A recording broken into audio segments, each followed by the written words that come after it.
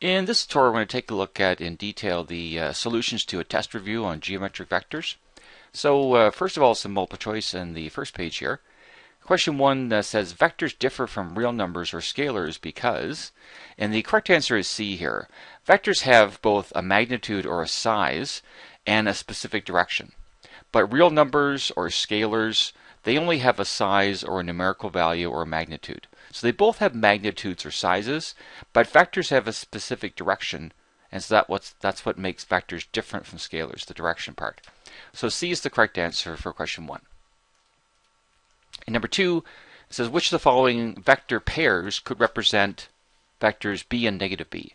So b and negative b would be two vectors the same length but opposite, because this is positive b and this is negative b. And the only two that have that characteristic are the 2 and A here. These are look like the same length, and they are in exactly opposite directions. In B here, we can tell that the bottom one is certainly longer than the top, and they're not quite parallel. C, they'll actually look like they're perpendicular. And although these seem to be the same length in D here, they're certainly not in opposite directions, so they wouldn't be opposite vectors. Number 3 says to add geometric vectors, and I'm going to make some diagrams here. So let's say I had this vector, and I was going to add this vector to it. So I place them head to tail.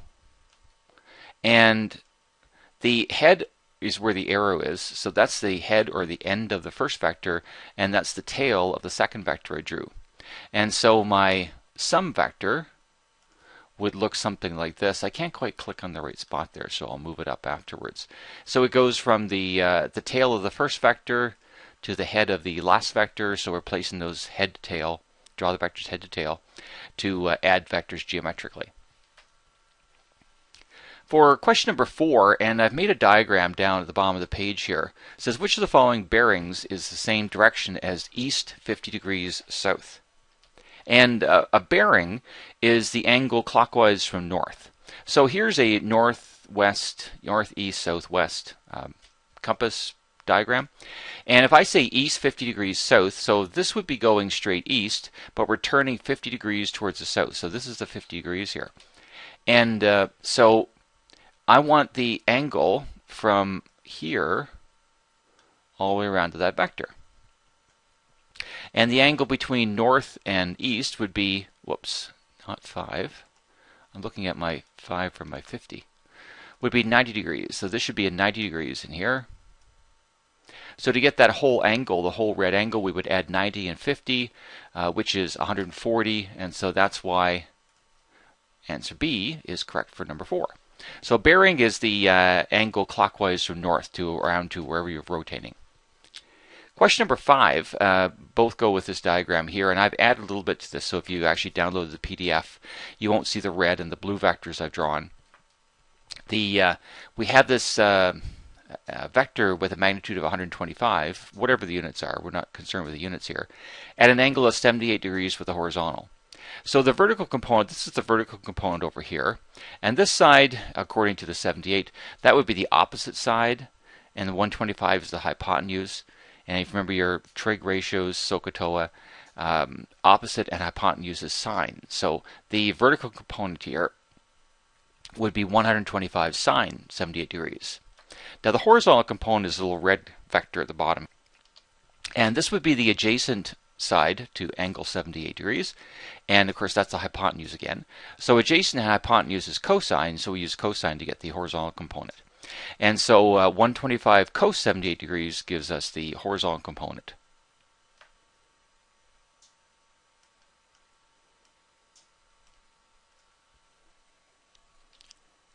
In part 2, some directions here that relate more to the tests.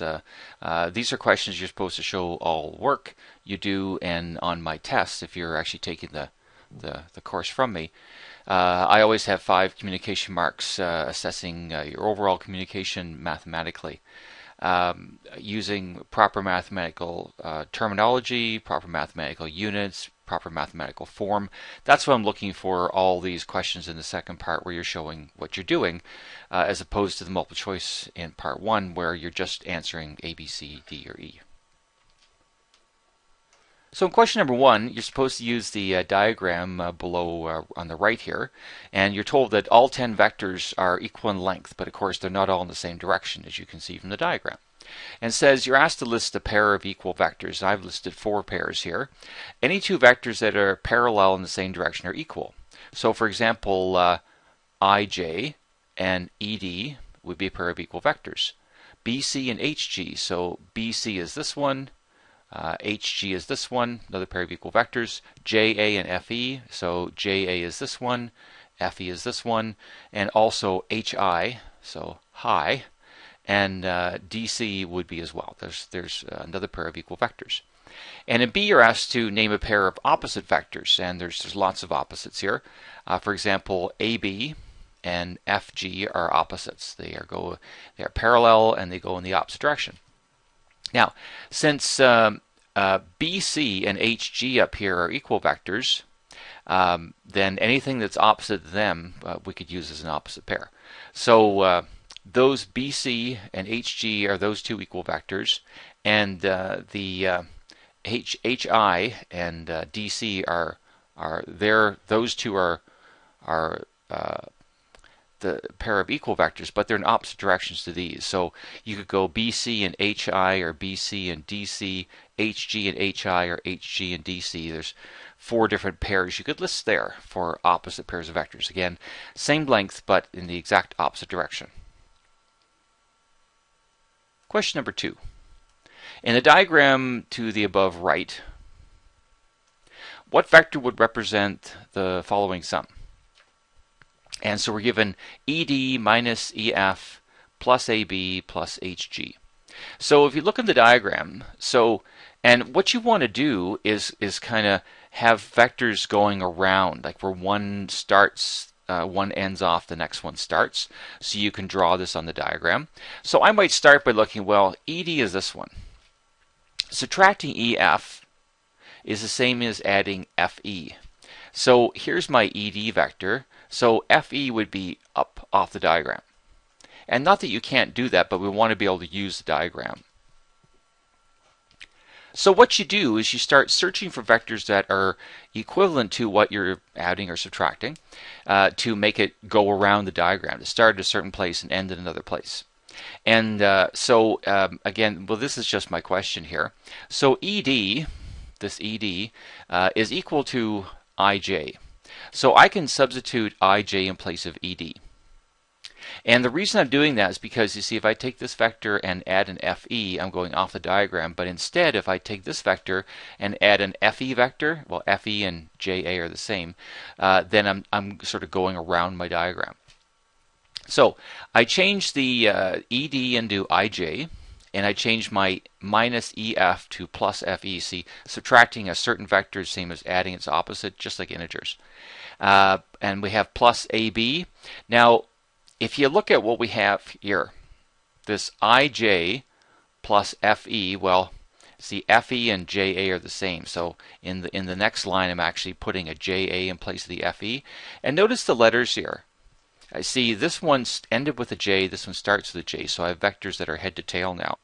And nicely, the AB, see, its tail is where the head of JA is. So IJ, so I have IJ plus JA, so this one, plus the AB vector, this one. And now, instead of adding an HG to it, you see HG and BC are the same. So I'm going to change that's why I'm changing the HG into BC. So this whole thing I've changed it into using equivalent vectors. IJ plus JA plus AB plus BC. Notice every head here is the tail here. Head here is the tail here. Head here is the tail here. So it actually goes IJ plus JA plus AB plus BC. So it starts here, ends here. These vectors are all head to tail. So that's the vector sum right there, IC. Now you can't quite see it there, but there's my IC vector sum. So that's how you would do that, illustrate that on your diagram. And also substitute vectors into equal vectors so you get it. You can see what the sum is. Question number 3 says, use a diagram to draw, and these are our ABC vectors, 4a plus 3b minus 2c. And so that's vector A, so I want 4 vector A's here. So see, what I actually do when I do these, I actually make a copy of the vector. So like, there's my A. So there's an A and another A and another A and another A. So this whole thing is the 4A. And then here's my B vector. So again, you're trying to make a vector equivalent to it, same length, same direction. So we're adding 3B, so plus a B and another B and another B, so that's going to be 3B long. And then we want to now subtract 2C. Well, subtracting 2C is the same as adding negative 2C. So I want 2 negative C vectors. So vectors that would be the same length as C, but of course in the opposite direction. So where I ended off at the end of the 3B here, here's a negative C and another negative C, so there's negative 2C. And so I started right here, and I went up 4A plus 3B minus 2C. So the sum vector would be from here to here, so that red dotted vector would be the 4A plus 3B minus 2C vector. One of the tricks to these is trying to visualize it so you're not drawing off the page. Like if I started here, went 4A, well, I'm getting pretty close to the edge of the page here. Plus 3B, I'm over the text here, you know, minus the 2C. So try to space it out so you're not interfering with the rest of what's on your page or drawing off the page. So that's the idea in question number 3.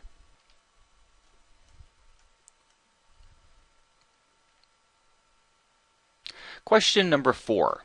A 435 kilogram tuna weighs about 4,350 newtons. It's not exactly, but it's very close to 1 kilogram is 10 newtons. It's actually 9.8, but I'll do a rounding. This isn't the physics class. So that's the weight of the tuna. Weight's measured in newtons.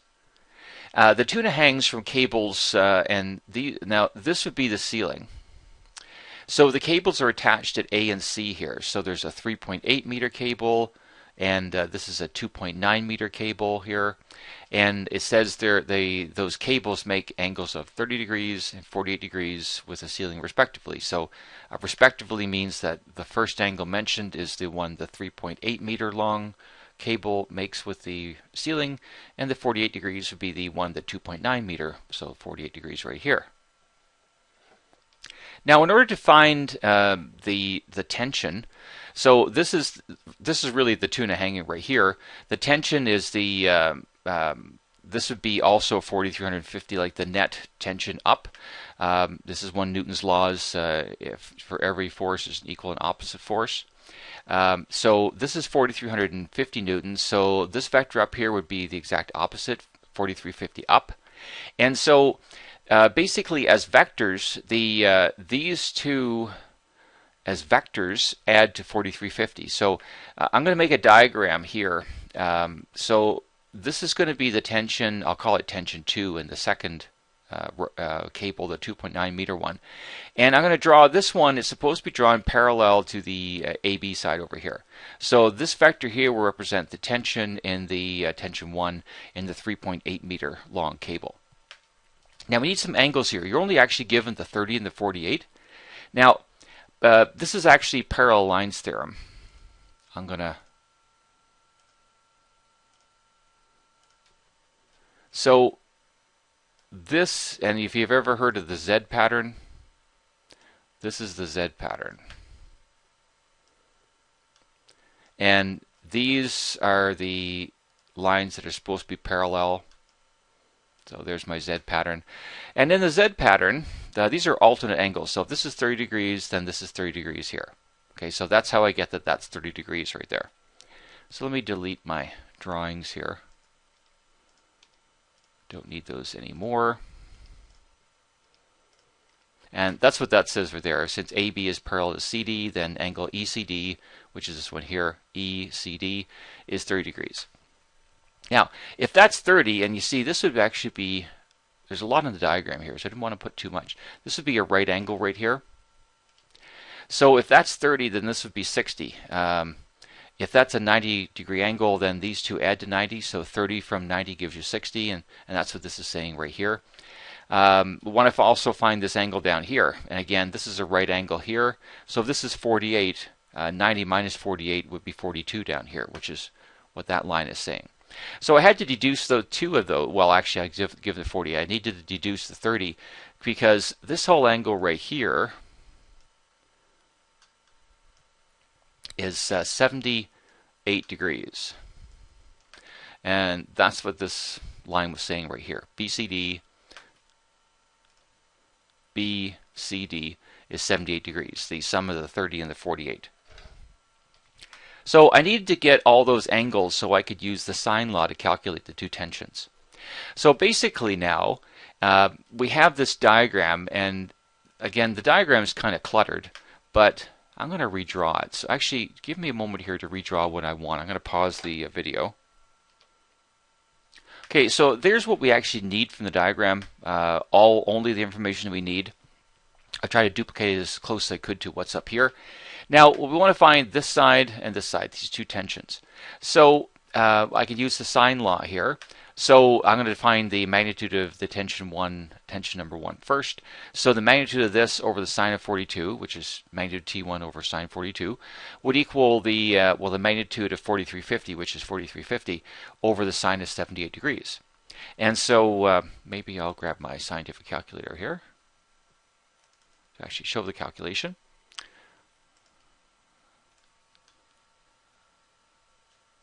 So cross multiplying, 4350 times the sine of 42 divided by the sine of 78 degrees. Remember, you multiply the two things on the diagonal, and divide by the third.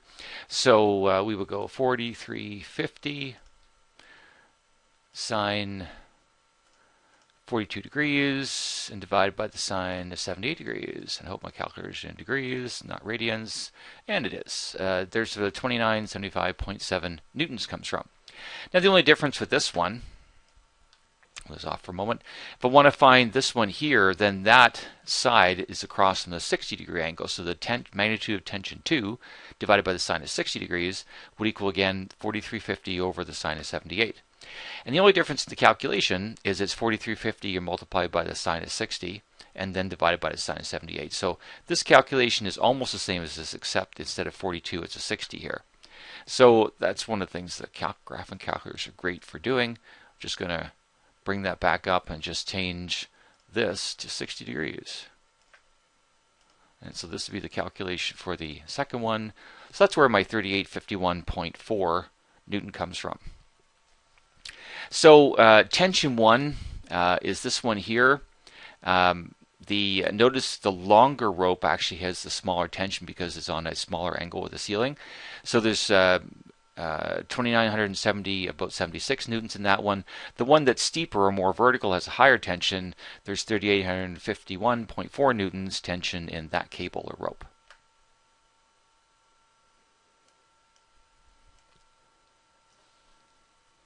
Question number 5. A river flows from north to south, so like down the page here.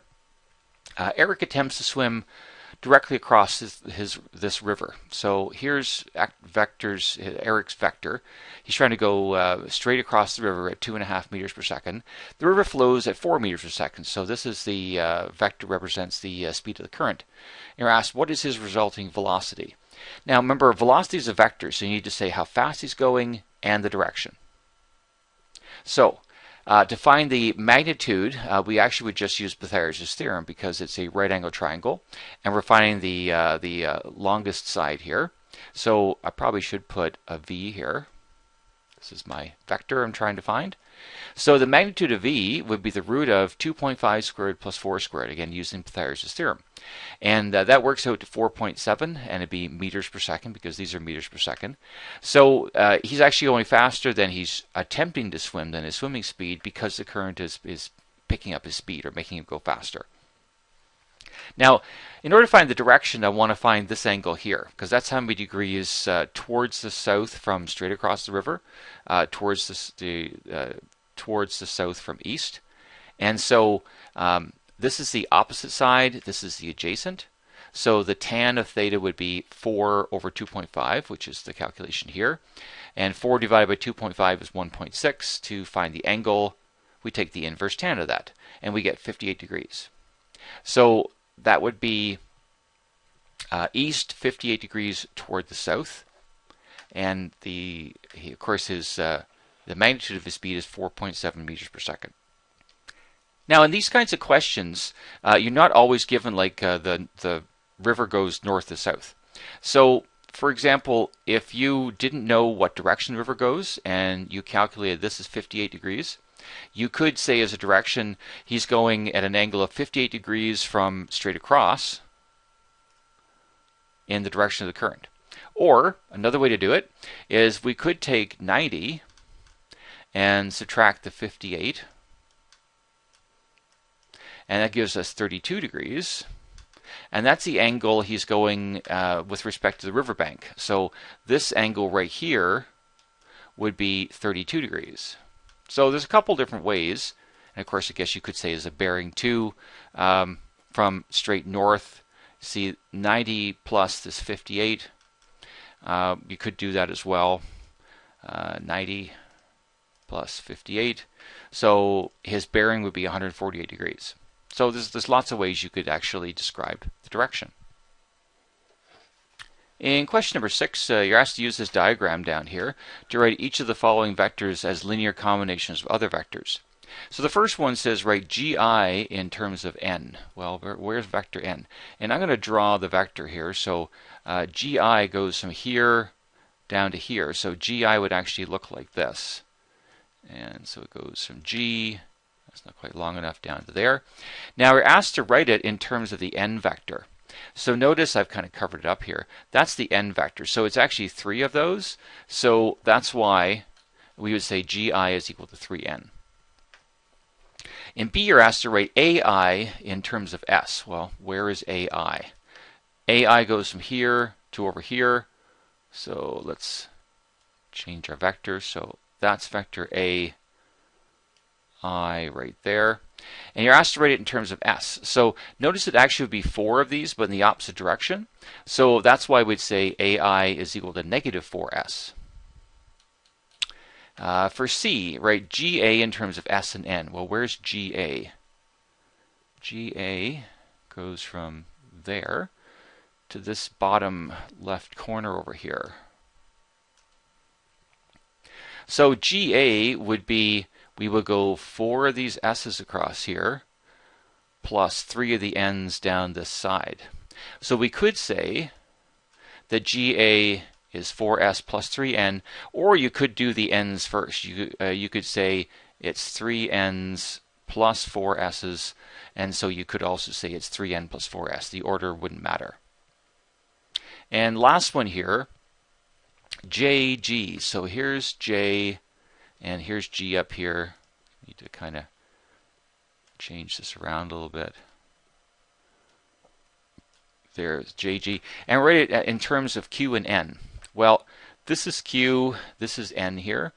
So to go from here up to here, it would be 2 Q's, and then now we need 3 of these N's, but in the opposite direction, so then minus 3N.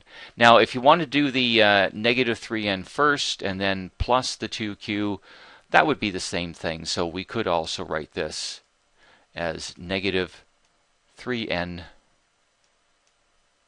plus the 2Q. That would be the same thing.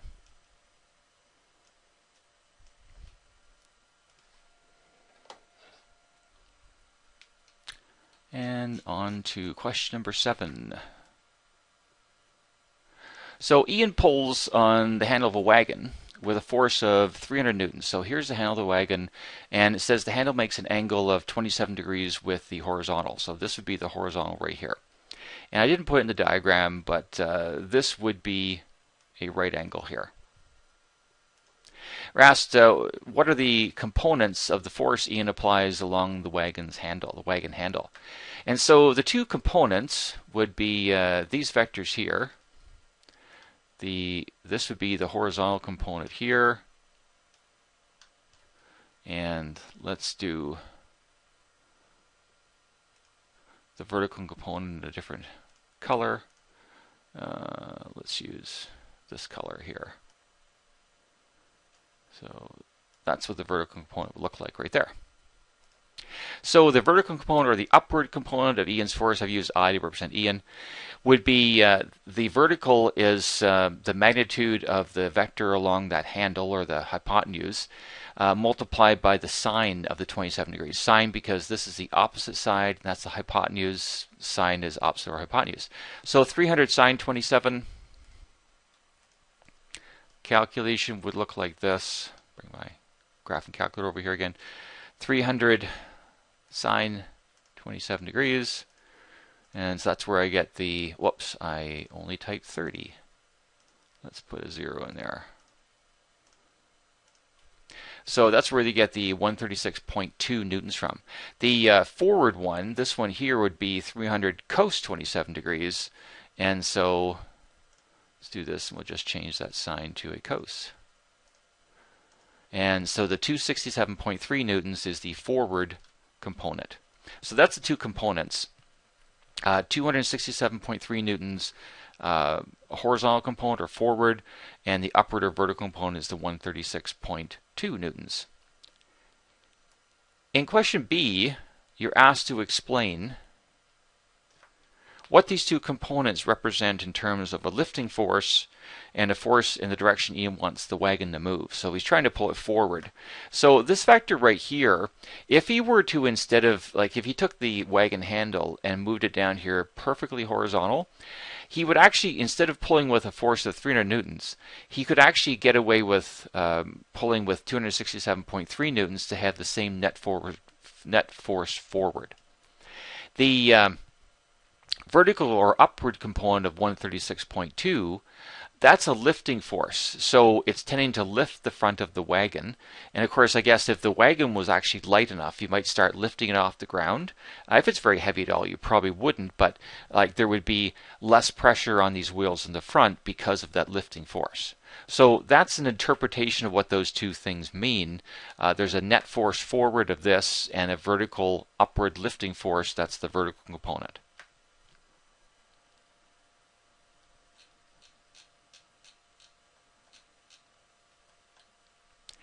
Question number 8, and this is the last question. A drone flies at a speed of 15 meters per second in a direction of north 10 degrees toward the west. So this is north here, right here. North, south, east, west. I only put the E here. And so it's north and 10 degrees toward the west. So that's north, so it's actually moving up along here. See, this would be an angle of 10 degrees with the west. A 6 meters per second wind is blowing from west 50 degrees south. So now I have my 15 here. So this vector, this black vector here, is the 15 meters per second that represents the drone. So we add vectors by placing them head to tail. So I draw this wind vector here. Now a direction of west 50 degrees south. So this would be west and 50 degrees toward the south. You're told that the wind is blowing from there. You could also say, now remember opposite angles, this line here and this line are two lines, straight lines across. So if this is 50 degrees, this is 50 degrees. You also could call that direction east 50 degrees towards the north. That would be the same thing. So I need these angles in here so I can use cosine law to find the drone's resulting velocity. So this is 50 degrees, so this would be 50 degrees here. Now, I didn't in the diagram because I didn't want to get too messed up here.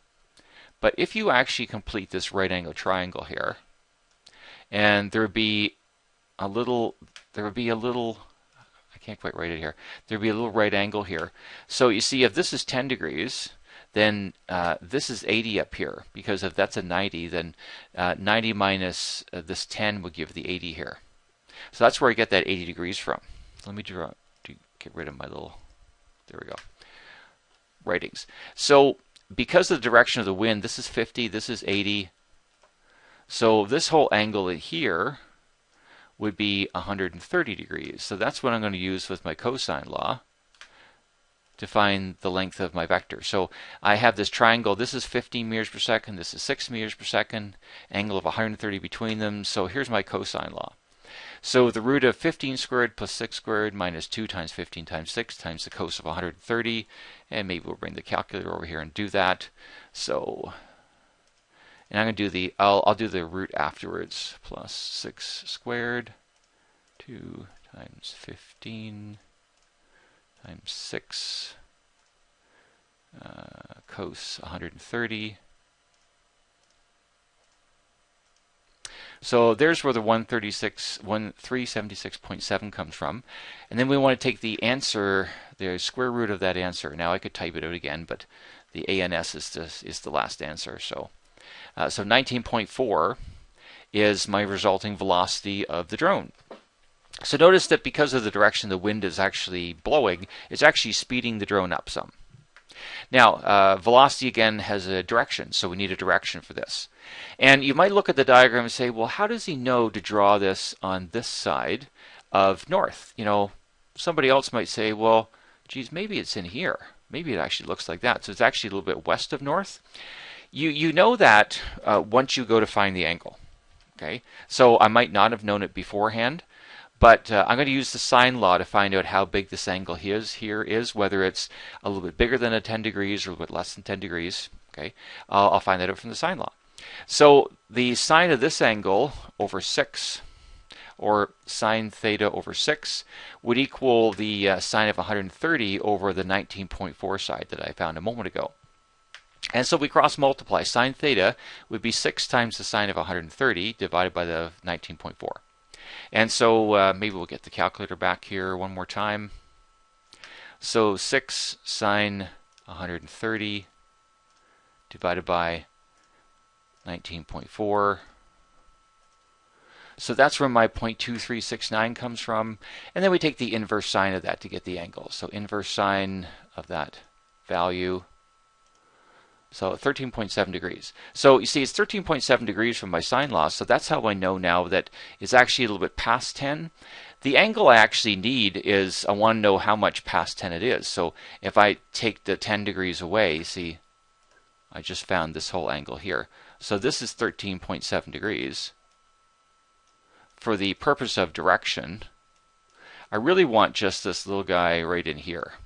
So that's why I subtract 10 degrees from that. So that little angle there is 3.7. So the resulting velocity is 19.4 meters per second, and we could say that's north 3.7 degrees toward the east. That's one way you could say it.